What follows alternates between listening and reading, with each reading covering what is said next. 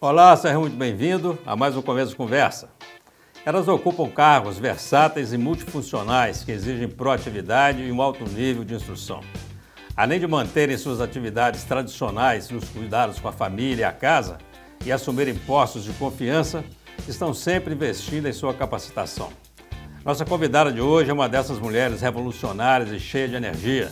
Ela possui um currículo vasto, marcado pela dedicação, competência e pelo compromisso em desenvolver com maestria todas as suas atividades.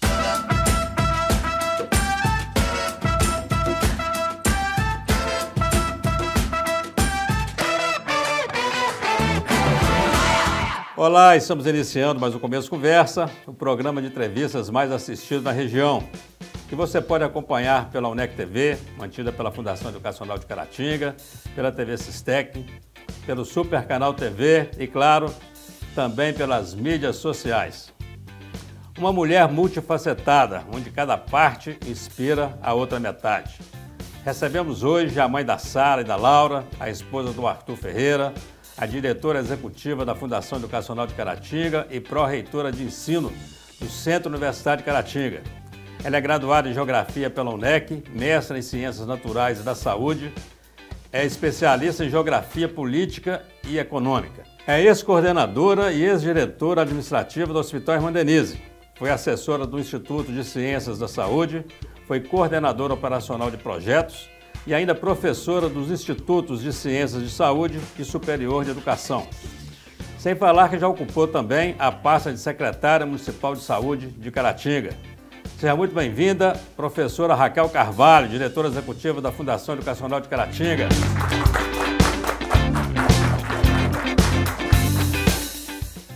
E aí, Raquel, muito bom te receber aqui, ó. Começo de conversa. Igualmente. Demorou, hein? Correu, hein? Corri, bastante. Não, mas é muito bom te receber aqui e a sua história é uma inspiração para muita gente, vai ser bacana demais a gente conversar sobre isso. Uma mulher multifacetada, porque assim, um monte de atividades, ainda tem família, tem a sua fé, que eu sei que você professa. Como é que dá conta disso tudo? Doutora Eugênia, eu acredito muito no propósito, né? O propósito, ele impulsiona, né? Então, quando a gente assume, né, essas multifunções, mas que a gente entende que nisso tudo existe um propósito, né, que é maior do que a própria função que nós exercemos, então eu acredito que isso impulsiona para algo maior, né, mais grandioso, e fica mais fácil, né, a caminhada. Eu estou vendo aqui porque o seu currículo é muito extenso, ele é muito interessante, e a sua trajetória na FUNEC também é muito interessante. Quer dizer, eu tiro duas coisas que eu queria falar aqui. Primeiro, sobre a sua trajetória mesmo, né? Como que se deu isso, né? É que você ocupa hoje o segundo cargo mais importante da Fundação Educacional de Caratinga. Nós somos presidente, depois a diretora executiva. Né? Então, assim, e eu tenho certeza que é motivo de orgulho para muita gente, para nós que somos da Fundação, muito orgulho, porque a gente vê uma funcionária da própria instituição chegar nesse posto. Para as mulheres, com certeza, né? Porque uma mulher assumindo uma função que desde que a Fundação foi criada, é um homem que exerceu. E aí, como é que você vê a sua trajetória na FUNEC? Minha trajetória eu iniciei na FUNEC, né? Comecei o curso de licenciatura em Geografia e no primeiro ano eu fiz um processo seletivo para estagiário, né? Na época, e trabalhei por 4 anos como estagiária na instituição. 4 anos você foi estagiária aqui? Sim, fui estagiária. Bacana. E nesse momento, aí, após o encerramento do estágio, eu fui contratada como secretária dos cursos de pós-graduação, né? E comecei a trabalhar, na época era o centro de pesquisa, e assim que eu iniciei, né, a minha trajetória na instituição. Aqui que eu estudei, né, me formei, não só a graduação, como mestrado, a pós-graduação também feita aqui. Então, assim, chegar a essa função hoje, né, para mim também é um reconhecimento, eu sinto esse reconhecimento, um orgulho muito grande, né, de estar nessa função e de poder receber essa confiança da instituição. E também, assim, eu acredito que é também uma inspiração para tantos outros profissionais, né, colaboradores que temos, né, que quando a gente realiza com dedicação, com empenho, né? Isso é possível a todos, né? Pois é, bacana isso demais. Eu acho interessante esse ponto, quer dizer, começou como estagiária, secretária. Você pode começar como o varredor da escola, né? Você fazendo o seu melhor naquilo e se capacitando e procurando construir uma história, né? Foi o que aconteceu com você, com muitas outras pessoas na fundação, e que é merecimento mesmo, mas também é uma busca mesmo incessante de quem está ocupando o cargo e exercendo aquela tarefa, né? O senhor Antônio falava uma coisa interessante, você vai lembrar disso, que eu gosto dessa fala dele, que ele fala assim, quando a gente faz com amor, a gente faz o melhor. Sim. A gente precisa fazer aquilo que gosta para poder fazer bem feito. Sim. Né? O outro ponto que eu queria falar é justamente da fundação, porque é a fundação possibilitar isso, né, Raquel? Porque assim, você é como se a fundação estivesse falando para todo mundo assim, faça o seu melhor, que oportunidade você vai ter. Sim, sem dúvida. Não é verdade? Em relação às oportunidades, é muito importante mesmo, né? A FUNEC, ela permite isso, né? Eu acho que é a instituição das oportunidades, né? É possível ver isso, né, através dessa função que eu ocupo, mas eu vejo isso acontecendo o tempo todo com os outros também colaboradores, outros profissionais, né, da instituição, né? Então a gente consegue visualizar isso, e é isso muito daquilo que o senhor falou, fazer com amor. Então quando a gente foca em cumprir a nossa função, né? O que eu posso fazer para melhorar no ambiente que eu estou, aquilo que foi me confiado, né? O que eu tenho que entregar. Quando a gente pensa dessa forma, né, a chance de sucesso ela é muito maior, porque você traz uma contribuição para o todo, né? Para a instituição, que é o que é algo maior, né? Então, nesse sentido, as oportunidades automaticamente elas vão acontecer. Então, quando colaborador, né, a gente trabalha dessa forma, com empenho, com zelo, né? Cuidando, às vezes a pessoa pode achar, mas essa é só minha função, né? Talvez uma limpeza, né? Talvez é um vigia, um porteiro, né? É um arquivo, ou a secretária, né? A secretária, gente, a recepção, né? Eu falo que um dos setores mais importantes, né? Onde você chega e o funcionário dá um bom dia, uma boa tarde, né? Mas ela está fazendo o papel, né? Ela está cumprindo ali o que lhe foi confiado, então as oportunidades automaticamente vai acontecendo, e a FUNEC permite isso. Né? E a gente tem essa política mesmo, né, de procurar valorizar o profissional que está conosco para que outras oportunidades, né, sejam concedidas. Muito bem, você foi secretária de saúde do município de Caratinga, e isso não ficar fazendo de conta, porque isso é o registro histórico, nós temos disso, da própria cidade, do próprio município, foi uma das melhores secretárias de saúde que Caratinga já teve. Foi um período muito próximo para a saúde. E já saiu com mais experiência ainda, com mais bagagem, porque o Hospital Irmã Denise, ele teve esse boom de crescimento com você ajudando a dirigir lá. Quer dizer, o período da pandemia foi um período crítico para todo mundo, e foi um período que o hospital mostrou para que veio e falou, nós estamos aqui, e fez o que muitos não conseguiram fazer, né?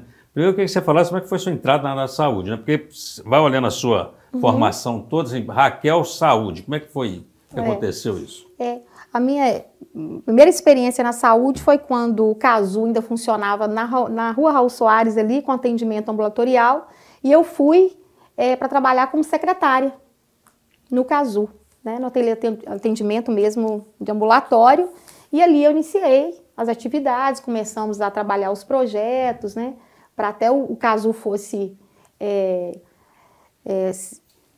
habilitado como hospital dia. Então começou todo o trabalho para que isso acontecesse, e começa logo em seguida a construção do prédio, e eu iniciei as minhas atividades, foi no CASU, lá na Rua Soares ali. Interessante. Foi a minha primeira experiência na saúde. Teve essa oportunidade de pegar a coisa começando, e aí certamente, assim, não dava nem para ficar fazendo só uma coisa, né? Eu fico imaginando que assim, me ajuda isso aqui, olha aquilo ali, vai olhando outra coisa, daqui a pouco tá mexendo com tudo. E eu sempre tive muita curiosidade, assim, eu gosto de tratar um assunto, tentar estudar sobre, né? Conhecer um pouco. E aí sempre quando, ali mesmo, naquela nível ambulatorial, e a gente tinha essa perspectiva de ampliação para um hospital, a gente começou então a estudar, a buscar conhecimento para que a gente conseguisse as habilitações. Então, sempre assim, foi uma inquietação pelo conhecimento mesmo, para buscar aquilo que era de melhor. E é interessante, né? Porque, assim, eu converso muito isso com meus alunos, né? Em sala de aula, sobre essa questão de você fazer mais do que te pedem, né? Sim. De você buscar mais, né? Porque quando você busca mais, você aprende mais, você buscar conhecimento é muito bom, né? Sim. E se você, assim, então te deu para cuidar disso aqui, mas se você está enxergando tudo, né? Não está com foco só naquela questão. Essa multiplicidade, né? de possibilidades que você tem em qualquer função. Bacana demais. Como é que foi? Nós estamos encerrando já aqui, quase o primeiro bloco, está acabando aqui, infelizmente, mas eu já queria puxar esse assunto para a gente voltar falando nele, porque eu quero falar também de vestibular, quero falar de trilhas, umas questões que estão acontecendo aí, mas eu quero voltar no terceiro bloco ainda sobre a questão da saúde, como que foi lidar, né, com a pandemia sendo um hospital de referência, porque é o hospital que recebia o doente do Covid, quer dizer, o paciente do Covid e a família no entorno, né, de quem estava com Covid. Não deve ter sido um período muito fácil. Vamos fazer um rápido intervalo, nós voltamos no segundo bloco para falar sobre isso. Você não sai daí? Muito bem. Rapidinho, o nosso bate-papo aqui está sensacional com a professora Raquel Carvalho. Nós voltamos já já. Olá, estamos de volta com o segundo bloco do Começo de Conversa, recebendo aqui a diretora executiva da FUNEC, pró-reitora de ensino da UNEC, a professora Raquel Carvalho. Raquel, queria voltar nessa questão então, porque na pandemia você acompanhou isso de perto, né? Você ajudava a dirigir aquele hospital. Foi um período que as pessoas tinham pouca informação ainda sobre o Covid, sim. Teve um período, né, logo no começo, tinha muita desinformação, tinha muita dor, muita morte, porque nós passamos por sim. Isso. O hospital recebeu gente de Minas Gerais inteiro, sim. Né? Como é que foi lidar com isso e que aprendizado que nós tiramos disso? Foi um desafio muito grande, né, para a instituição, para o hospital, justamente isso. Uma pandemia chegando, né, e ainda os protocolos não eram oficiais ainda, de tratamento, em relação a repasse, como seria habilitação ou não, como se daria tudo, né, em termos de administrativo, assistencial, tudo muito incerto, mas a pandemia chega, e ela chega com toda a força, né, e ela chegou dessa forma. Mas foi um momento muito difícil, porque como a gente tinha uma doença grave, né, e a gente foi um hospital com o maior número de leitos de UTI, né, de expansão dentro do estado de Minas Gerais. Então você pensa aí, chegamos no final da pandemia com 120 leitos de UTI funcionando dentro do hospital, né? Começamos com 20 leitos e isso foi só crescendo ao longo do período da pandemia, né? E nós chegamos a quantos leitos? Final, 120 leitos. 120 leitos de UTI. Só para UTI para Covid. Olha, isso para Covid. É um número difícil de achar no Brasil inteiro, viu? Você vai achar em poucos lugares. E eu achei muito importante o que aconteceu na regional aqui, né, da Regional Vale do Aço, né, que a gente faz parte, porque a grande maioria das regionais não aconteceu dessa forma. Aqui foi possível, dentro do plano de contingência, o que aconteceu logo no início da pandemia. Eu acho que isso foi crucial para o bom desenvolvimento, assim, o bom desempenho, né, e o atendimento do doente, do paciente. Foi definido no plano de contingência que o hospital Irmã Denise seria referência, então ele seria 100% Covid. E o hospital Nossa Senhora Auxiliadora ficou com outras comorbidades. Então isso foi muito importante. Os dois equipamentos, né, de saúde foram importantes, porque a gente conseguiu ter como referência 2 hospitais, porque você não era o que aconteceu em outras regiões que a gente viu muito em todo o Brasil. Você tinha um hospital que ele era referência da Covid, mas ele atendia as outras comorbidades. E isso ficava muito difícil. Eu fico pensando como que foi fazer gestão num hospital dessa forma, que você tinha que tratar pacientes, né, acometidos da Covid, e como que você divide a equipe, você trabalha com duas situações, né? Que é um paciente que tem que ficar isolado, Sim. Que é uma doença que é transmissível. Sim.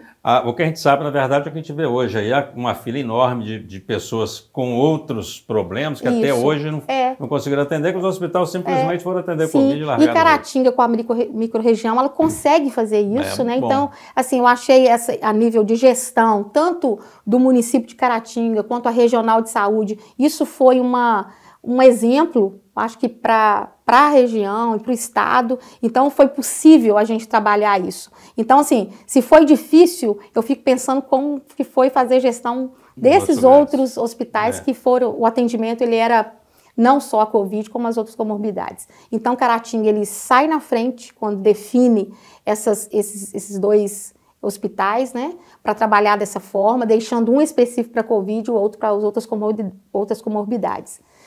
Isso acho que evitou aí muitos mais problemas, né? E lidar com a pandemia é justamente isso, foi um desafio muito grande para o hospital.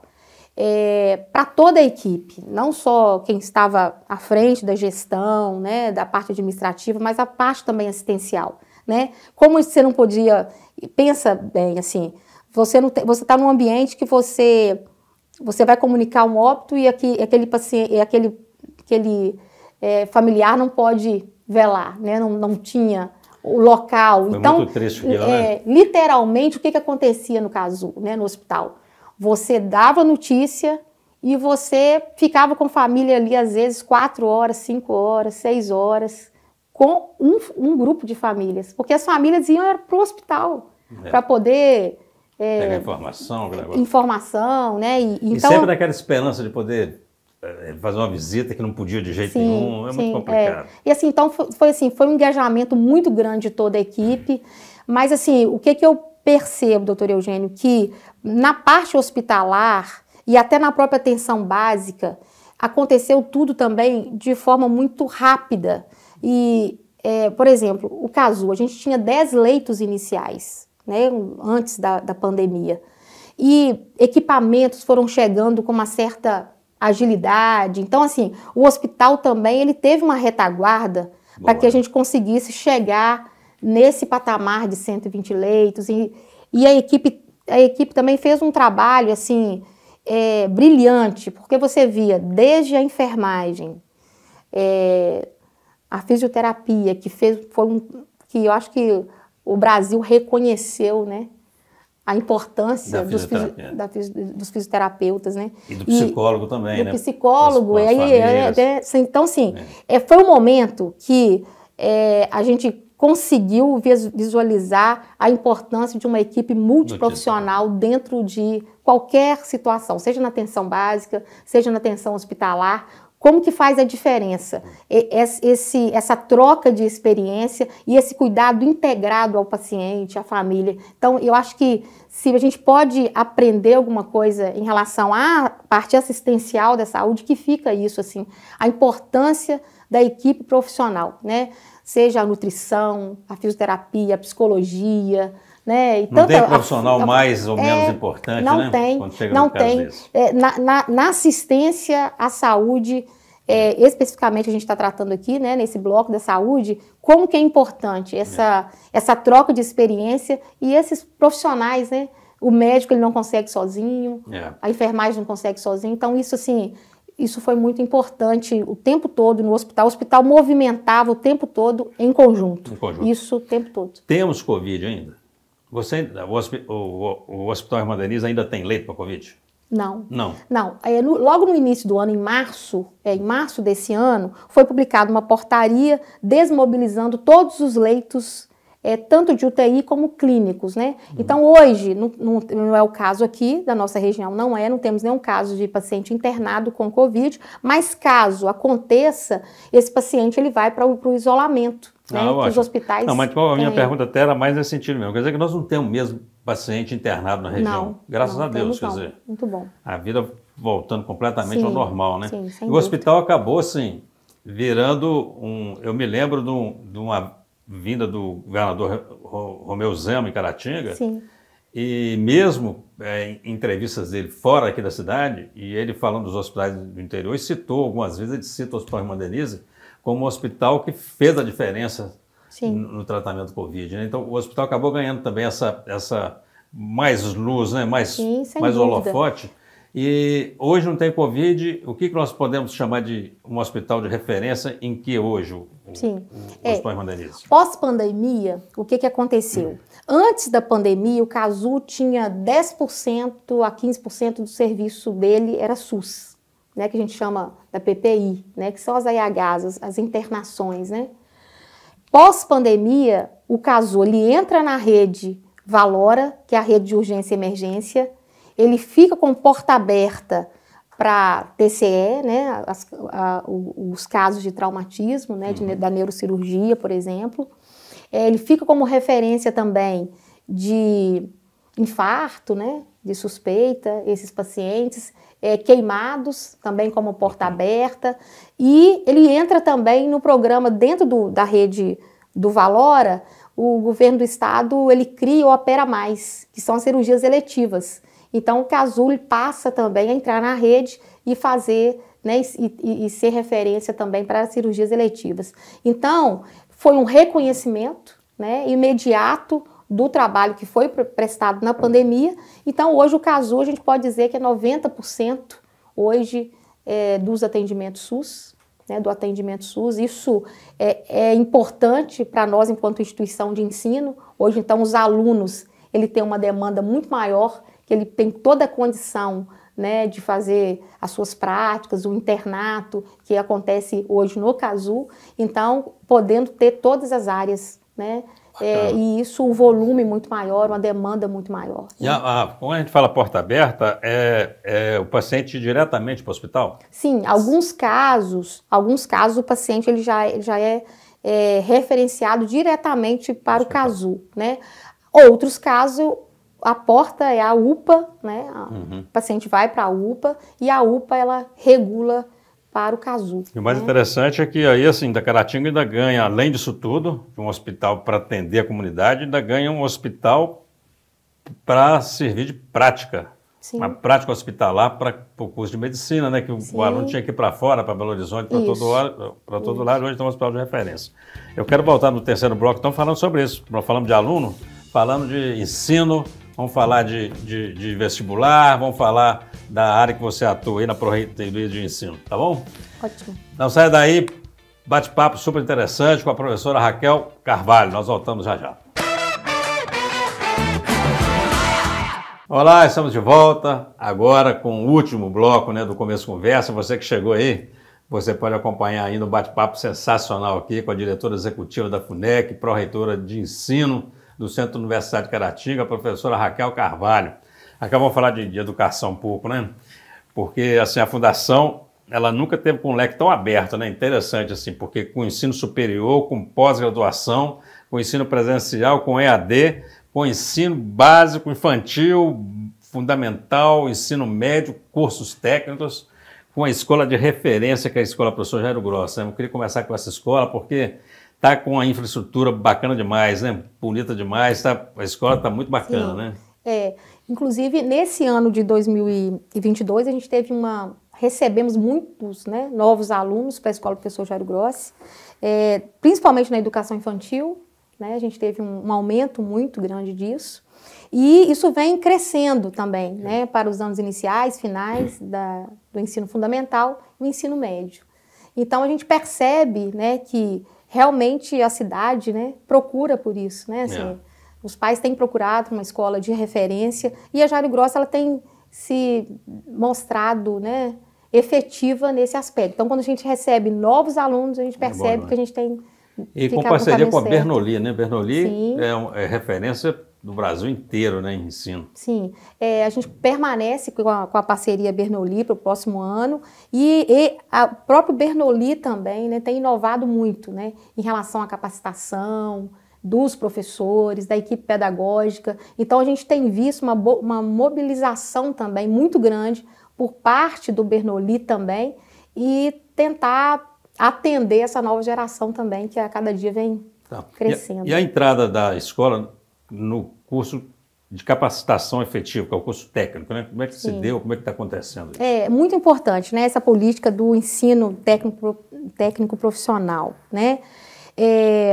Eu acho que Minas avançou muito, assim, na frente mesmo, em relação ao ensino técnico. Existe hoje uma discussão no MEC em relação ao FIES técnico, né? Já tem essa intenção, esse estudo para criar o FIES, né? A gente tem o FIES da educação superior e tem um estudo sobre o FIES técnico. Mas Minas sai na frente oferecendo o Trilhas, né? O aluno ele recebe a bolsa de estudo e recebe também o transporte, o valor do transporte, o valor da alimentação do dia. Então a gente conseguiu aí um número representativamente grande, né, para a nossa região, a gente consegue atender essa demanda. Já foi anunciado o Trilhas 3, né, para o próximo ano, então a gente já vai solicitar também a habilitação de novos cursos técnicos. Vou fazer só um parênteses rapidinho aqui. Então, quer dizer que isso não era mesmo um programa eleitoreiro do Zema, não? De forma é um programa alguma. que veio mesmo, porque todo mundo já falou assim, isso é troço de eleição, né? Porque não acredito, dando não. uma bolsa para o aluno estudar, quer dizer, já está anunciado o Trilha 3. Já está anunciado o Trilha 3, isso, e mesmo porque, doutor Eugênio, se a gente for analisar a política de educação, a educação profissional, ela já... inclusive em 2000, foi o ano de 2000 que inicia essa discussão. Há 4 anos atrás, o governo federal cria novos caminhos, que já era uma estrutura para o ensino técnico no Brasil, e Minas, então, ele sai na frente, atendendo, na verdade, já uma política que vem crescendo mesmo ao longo dos anos. Bacana demais. E também de uma forma muito estruturada. Por isso que eu não vejo uma forma de só mesmo...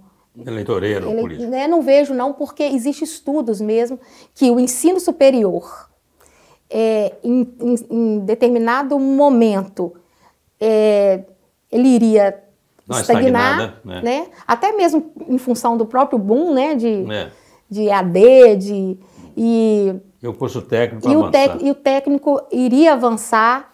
Existe já estudos em relação a uma menor taxa de evasão do ensino técnico e a questão também do estudo de empregabilidade que é feito, né, para ofertar o número de vagas em cada região. E a escola Professor Jairo Grossi não foi escolhida para oferecer trilhas, por exemplo, não é só porque é uma escola bonita. Não, porque tem uma série de questões aí, né? Sim. É feita uma análise mesmo da região, da empregabilidade, dos cursos que são ofertados. E da infraestrutura, né? Também, infraestrutura, né? não, quantidade de salas. Os critérios, eles são mesmo de habilitação de um curso, né? Bacana. E é supervisionado pela superintendência, com inspeção semanal, né? Então, estudo avaliado. Vamos agora para o curso superior. Sim. Porque assim, o Centro Universitário de Caratinga, né, que é mantido pela FUNEC, ele é um centro de excelência, sempre foi no ensino de qualidade presencial, né? Sim. E agora também ele abriu as portas para o EAD, né? Deu início ao processo do EAD, e eu fico imaginando que sem se preocupar com a qualidade no EAD, estou imaginando que a preocupação que tem no presencial tem no EAD. É assim que acontece? Como é que estão acontecendo as coisas? Acontece dessa forma mesmo. Assim, eu falo até com muito orgulho do nosso curso de EAD. Falo porque nós lançamos o EAD em 2019. Né? Foi os nossos primeiros cursos de graduação de forma do ensino à distância. E são professores, os nossos professores, que fazem o conteúdo, né? E que também produzem as videoaulas, né? Assim, fazem as videoaulas, a gravação. Então, assim, eu vejo isso, assim, a preocupação da instituição com a qualidade, né? A gente não está comprando um produto, né? Entendi. Não é isso, a gente está produzindo. Tem umas plataformas, né, que vende aqueles pacotes. Sim, lá para... não estou nem aí, né, não desmerecendo, mas, assim, o compromisso da instituição, né? A gente definiu em ofertar o EAD, mas definimos por ofertar dessa forma. Então, você ter, num curso de EAD, professores da instituição, que são especialistas, mestres, doutores, né, fazendo parte dessa plataforma, e a plataforma é própria também da instituição, né, produzindo todo esse conteúdo. Eu acredito muito no sucesso disso, né? Bacana. Na seriedade. Nós estamos em outubro e certamente se aproxima o período de vestibular, né? O Centro Universitário vai oferecer vestibular para os cursos da área de saúde, medicina, odontologia, esses cursos toda a saúde, mais os cursos da área de educação. Sim. O que está previsto aí? Isso, foi lançado campanha de vestibular, nós iniciamos, com uma inovação para os cursos de licenciatura, né?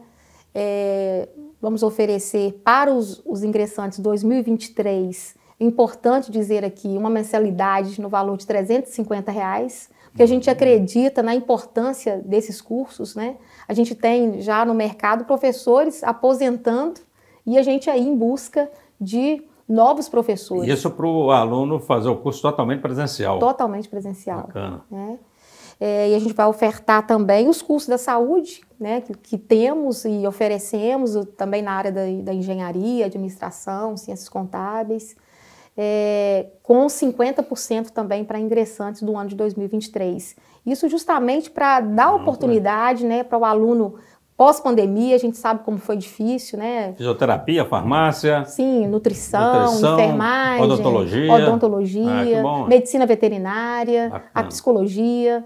Né? Então, a gente está abrindo aí para todos os cursos, né? Com 50%? 50%, justamente para dar oportunidade para a gente trazer esse aluno, né, para a instituição e que ele possa fazer o curso presencial, ter essa experiência, né, e que a gente realmente consiga voltar, né, efetivamente aí de forma muito bem. Ativa. A Fundação Educacional de Caratinga, não obstante, eu tenho que fazer essa pergunta, né, ser uma referência na saúde hoje através do Hospital Irmã Denise, hora nenhuma abriu mão da educação, não. Continua como um centro de excelência em educação. O objeto principal da fundação é a educação. Bacana. A saúde é consequência. Muito bem. Né? Então, quando a gente fala nos cursos da saúde, primeiro a educação, né? Você está formando profissional, né? Os profissionais na saúde, na formação de professores, na engenharia, né? Administradores, contadores, e a gente tem serviços, né, da saúde, né, que é consequência, que é uma necessidade até da instituição oferecer os serviços, né, da saúde para esse público que a gente tem. Bacana. Infelizmente, nosso tempo está acabando, Raquel, e eu sei que você é uma mulher de fé, né? Você é evangélica. Sim. Da igreja Maranata. E se o tempo não estivesse acabando, porque eu sei que você canta no coro da sua igreja. Aí ia pedir para você cantar aqui agora. Você quer cantar, não? Não, quero não cantar, não. Você deu sorte que o tempo está acabando. Estou brincando com você que eu não ia fazer isso. Se tivesse um violão, eu cantava.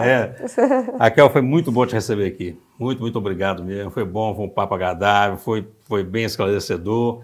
E é bom demais ver sentado aqui no sofá conversando conosco e apresentando aí para os telespectadores, internautas do Brasil inteiro, o sucesso de uma mulher de coragem, uma mulher que venceu seus méritos e que serve de referência para todo mundo aprender que é possível sim, né, você melhorar de vida, crer em Deus e trabalhar, né?